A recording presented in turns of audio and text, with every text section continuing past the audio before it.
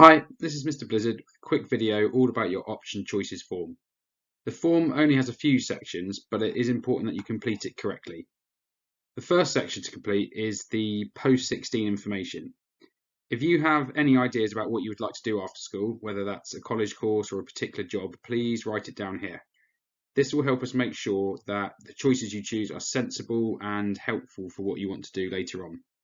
If you have no idea, that's also absolutely fine, just tick the box.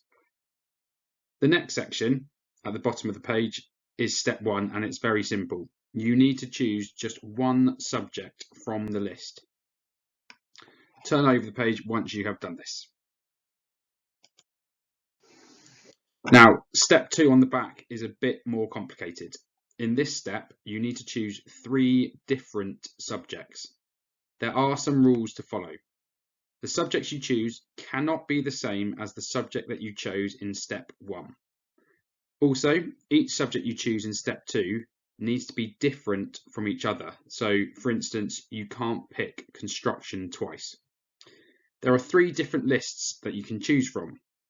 The open choices list, which is the big white column, the blue choices, and the green choices.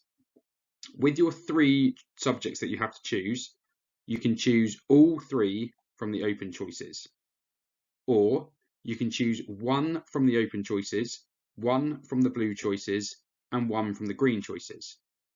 Or you can choose 2 from the open choices and 1 from either blue or green. Basically, you cannot choose 2 from the same coloured list, blue or green. Please check that you have chosen 3 different subjects and that you've followed all the rules. Finally, to ensure that this has been a conversation and that has involved your parents, please get them to sign the form at the end and hand it back into reception as soon as you've completed this form. Thank you.